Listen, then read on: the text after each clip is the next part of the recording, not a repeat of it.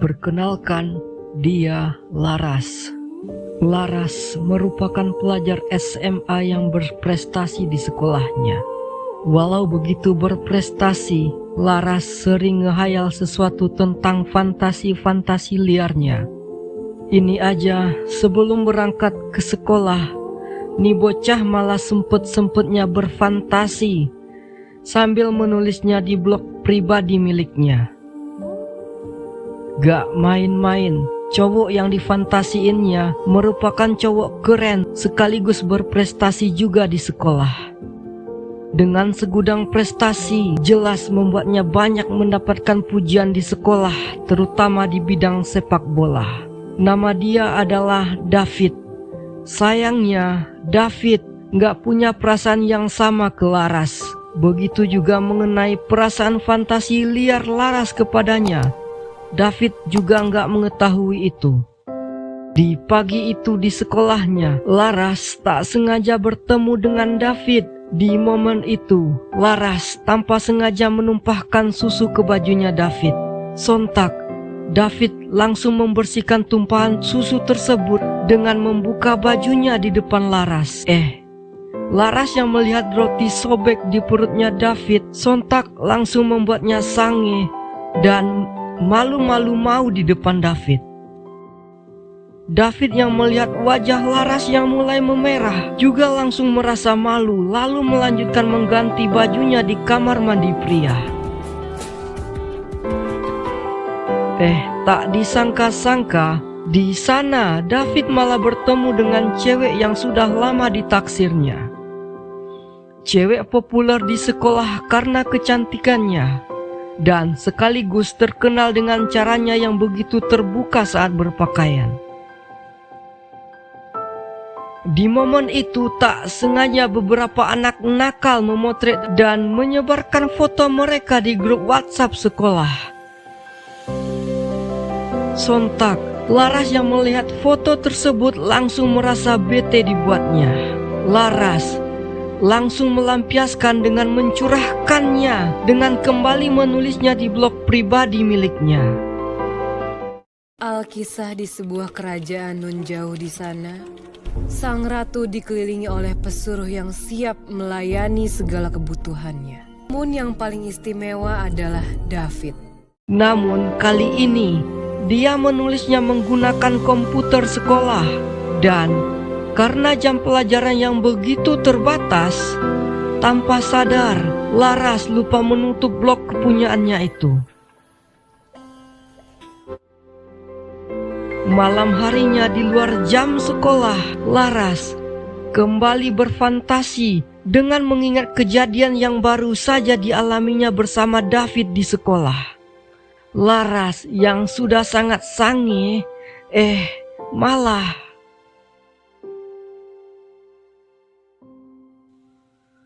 berbeda dengan David.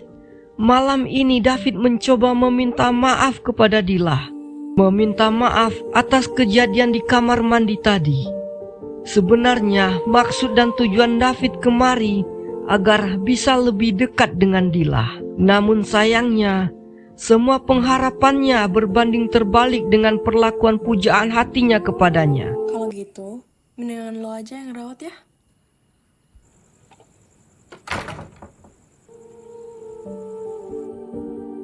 Pagi itu, sekolah tengah dikejutkan dengan kabar beredarnya tulisan blog pornografi yang ditulis oleh salah satu murid sekolah. Laras yang baru mengetahui kabar itu langsung merasa syok karena jelas dia sadar tulisan tersebut merupakan karya tulisan blog miliknya. Laras yang mempunyai akses langsung ke ruangan komputer langsung menghapus semua jejak sekaligus menutup blog miliknya tersebut. Karena jelas kalau sampai dia ketahuan, nih bocah pasti akan dikeluarkan dan diberhentikan dari sekolah. Sementara itu, pihak sekolah ternyata juga tidak tinggal diam dengan tulisan pornografi ini. Pihak sekolah juga berupaya melacak dan mencari tahu siapa yang membuat tulisan tersebut. Dari upaya itu, kepala sekolah mencurigai Laras dan teman-teman sekelasnya. Namun, semua para siswa di kelas malah menuduh Dila adalah pelakunya.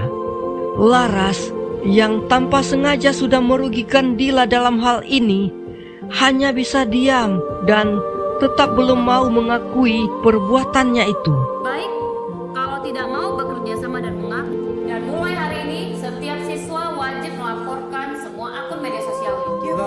Ngaku aja Dil. Kok gue? Nathan kali dari muka lu, muka orang gak benar. Sementara itu David yang menjadi objek dalam tulisan tersebut mulai mendapatkan tekanan demi tekanan dari anak-anak di sekolah. Terlebih lagi, ada beberapa teman-temannya berusaha melecehkannya di ruangan ganti. Di sisi lain, David ternyata diam-diam mengetahui kalau Laraslah dalang di balik tulisan itu. David yang sudah tak tahan berusaha menemui Laras dan menanyakan kenapa Laras harus menjadikannya objek di dalam tulisannya tersebut. Laras yang merasa malu lalu langsung membantah kalau bukan dia penulis cerita pornografi itu. Karena selalu didesak oleh David dan menyebutkan semua fakta-fakta di dalam tulisan itu, akhirnya Laras dengan berat hati mengakui kalau memang dialah penulis dari tulisan tersebut. Oke, gue yang nulis. Kenapa sih? Tapi di tulisan lo. Ya gue asal nyari dari daftar nama anak sekolah aja. Namun satu hal, Laras menyangkal kalau bukan dia yang menyebarkan tulisan tersebut. Dan dia juga tak ingin tulisan tersebut tersebar di sekolah. Laras juga menambahkan kalau dia akan melakukan apa saja asalkan David mau memaafkan dan enggak mengatakan fakta ini ke sekolah. Bisa nggak? Lo jangan kasih tahu ke siapa-siapa. Kalau gue ketahuan gue hancur, Fit. Karena pertemanan mereka yang begitu dekat, terpaksa David harus memaafkan sahabatnya ini. Namun David ngasih satu syarat ke Laras. Laras harus bisa membuat dirinya dekat dengan Dila. Mau enggak mau, Laras terpaksa mengabulkan permintaan tuh bocah. Walau harus mengorbankan perasaannya sendiri. Beberapa hari kemudian, Laras mulai melancarkan aksinya untuk membuat David dan Dila dalam keadaan dekat. Ceritanya, Laras dan Dila ini sempat berteman dekat, namun karena suatu hal, pertemanan mereka harus berakhir kurang baik. Dan sebagai permintaan maafnya, nih bocah menghadiahkan Dila sebuah kamera. Tak lupa, Laras juga meminta maaf kepada Dila atas semua yang membuat persahabatan mereka berakhir seperti ini. Namun di sisi lain, Dila ternyata nggak mau memaafkan Laras dan malah mengusirnya, tapi tetap mengambil kamera yang diberikan Laras kepadanya.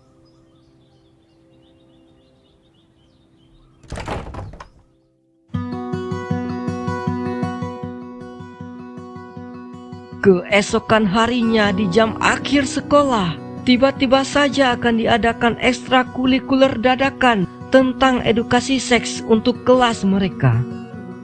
Namun Dila lebih memilih untuk membolos dari pelajaran tersebut karena dia sadar dia hanya akan kena bully saja jika mengikuti kelas tersebut.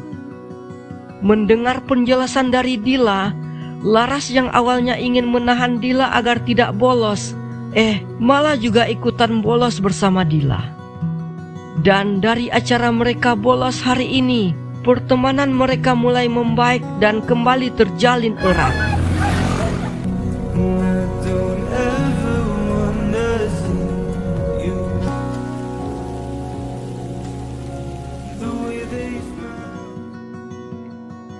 Dan keesokan harinya, mereka berdua mendapatkan hukuman membersihkan toilet sekolah. Dampak dari mereka bolos dari pelajaran ekstrakurikuler kemarin. Di selah-selah itu, Laras mulai mengajak Dila untuk belajar matematika bersama. Dan Di sela itu, Laras juga membujuk Dila agar mau mengajak David untuk ikut bersama mereka. Tujuannya jelas, Laras berharap agar David dan Dila bisa menjalin hubungan yang semakin dekat. Namun, Dila sepertinya kurang begitu setuju dengan ajakan Laras karena nanti jelas akan membuat David GR terhadapnya. Namun mengingat nilainya yang sangat anjlok akhir-akhir ini, Dila akhirnya menerima permintaan tersebut. Gue ajak David ya. Mal. Ntar dia kegeeran. Everyone already thinks I wrote you, David. Dan sebelum bertemu, Laras mencoba buat melatih David terlebih dahulu agar nantinya obrolan mereka lebih terlihat natural dan apa adanya. Bebas. Kalau dipikir-pikir, lo tuh ngingetin gue sama almarhumah nyokap gue kayaknya. Namun ketika dipraktekkan, semua jadi kacau balau. Hal itu karena tingkah Dila yang terlalu dingin menanggapinya. David jadi bingung mau memulai obrolan mereka dari mana. Bahkan parahnya lagi, Dila tahu kalau Laras mencoba menjodohkannya dengan David. Kenapa? Lo suka sama dia? Lo mau gue suka sama dia? Ya kalau suka juga gak apa sih. Anaknya baik kok. Dan kerennya lagi, Dila akhirnya mulai belajar untuk menyukai David dengan tujuan memanas-manaskan sahabatnya itu. Dan tentunya hal itu langsung membuat tuh bocah mulai merasa cemburu.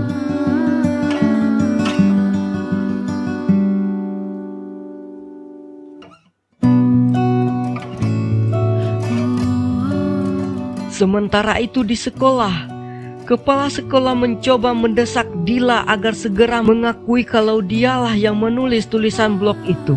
Namun karena memang bukan dialah pelakunya, tentunya dia tetap bersiteguh untuk tidak mengakui perbuatan itu. Dan parahnya lagi, tuh bocah lebih memilih kalau dirinya harus diskors dari sekolah. Bukan saya penyebar atau penulis The David.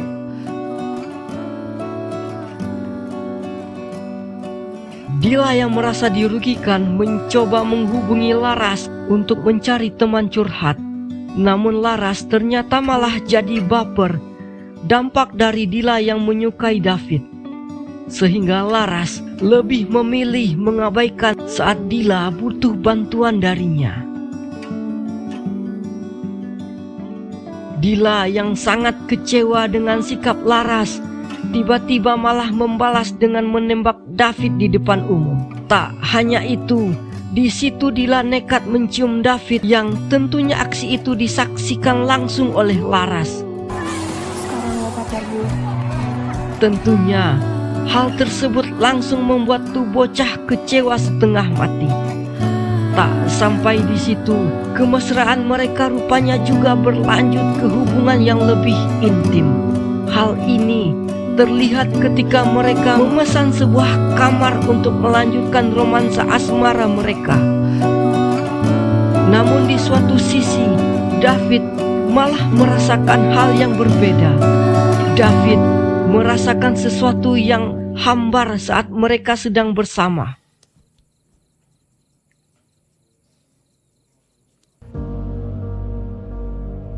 Beberapa hari kemudian, Laras berkesempatan jalan bareng ke puncak bersama David. Walau hanya dalam acara kegerejaan, Laras tetap senang. Walau dia masih menunjukkan sikap kecewanya, hal itu terlihat dengan sikapnya yang masih dingin menjawab pertanyaan-pertanyaan dari David. Tapi lama-kelamaan tuh bocah akhirnya mulai luluh dan mulai ngeladinin David buat bicara.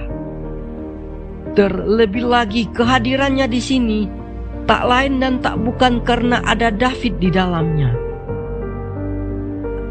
Dan dalam rangkaian acara keagamaan ini, mereka juga terlibat dalam petualangan bersama menaklukkan hutan. Namun siapa sangka, saat hari mulai gelap, Tiba-tiba David kembali mengalami serangan panik yang membuatnya meminta tolong ke Laras agar mendekapnya dengan erat. Apaan sih? David? Lu kenapa, Fit? Sembari malam berlalu, David meminta Laras agar menenangkannya dengan sebuah cerita seperti yang pernah dia tulis tentang dirinya selama ini. Dalam ceritanya, Laras menceritakan sedikit tentang kisahnya, tentang bagaimana ia mengorbankan perasaannya demi kebahagiaan sahabatnya dan demi orang yang disayanginya.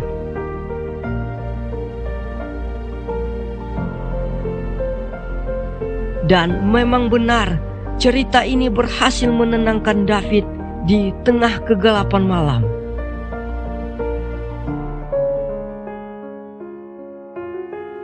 Esok paginya, saat dalam perjalanan pulang, David mencoba menggenggam tangan tuh bocah.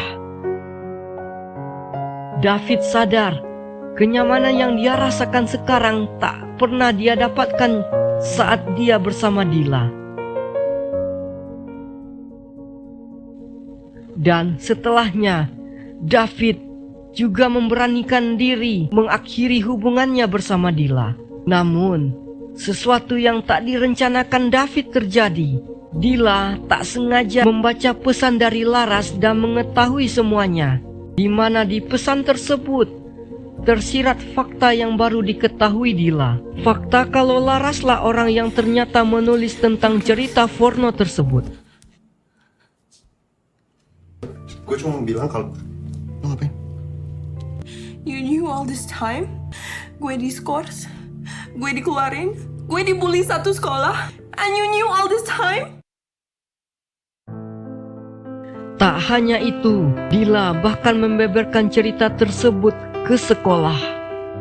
Dan alhasil, semua bertambah kacau setelah pihak sekolah memberikan ganjaran dengan memberhentikan beasiswa tuh bocah. Handphone kamu sementara saya sita sebagai barang bukti. Ya, hak buat Kamu mau saya keluarkan sekarang juga? Dampaknya begitu luas, bahkan cerita itu pun sampai ke telinga jemaat gereja. Dan di satu sisi, beruntung ada David dan ibunya yang menyemangati, yang tak banyak menuntut terhadap Laras. Ya, ibunya tak apa kalau anaknya ini kehilangan beasiswa, bahkan kalau harus dikeluarkan dari sekolah. Namun, ibunya hanya berharap satu hal ke anaknya ini. Laras harus segera meminta maaf kepada teman-teman yang ia rugikan. Ya tinggal pindah. Kalau kamu gak bisa masuk UI gara-gara ini, ya cari kampus lain. Kamu jadi anak mama aja itu udah cukup buat mama.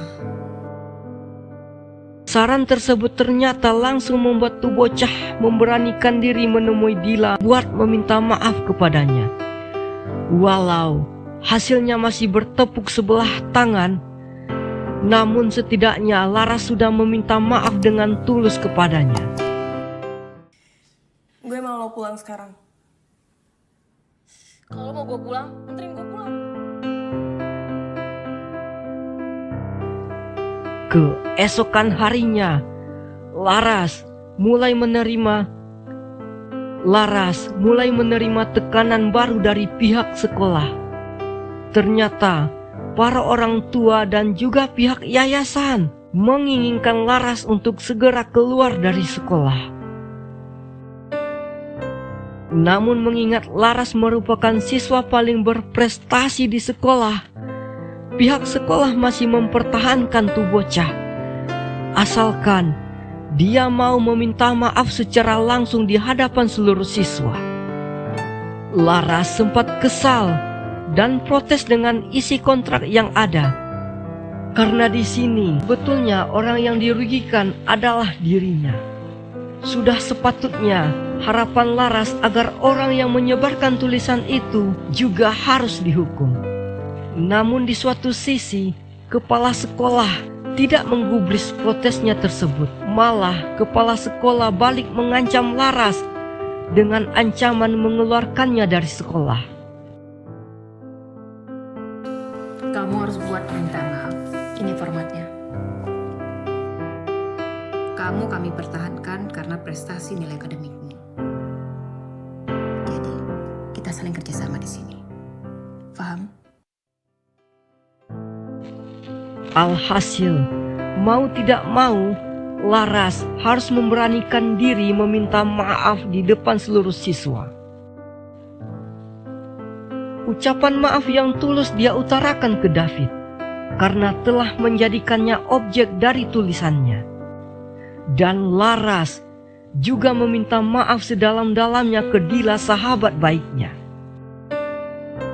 Sebelum menutup klarifikasinya tersebut, tak lupa Laras menyampaikan kritikannya kepada pihak sekolah, di mana dia merasa sulit sekali mencari keadilan di institusi ini, dan harus menerima perlakuan yang sangat tidak adil di sekolah ini. Dan selamat kepada pihak sekolah, sebuah institusi pendidikan yang mengaku telah memberikan keadilan kepada saya dan tidak kepada orang yang merampas hak saya. Ranah pribadi adalah tai kucing di sekolah ini. Kepala sekolah yang mendengar itu semua langsung memberhentikan Laras sebagai pelajar seketika itu juga. Namun di hati Laras, ia tak merasa kecewa, melainkan ia merasa lega telah berani bersuara mempertahankan hak-hak yang patut dimilikinya. Dan film pun selesai.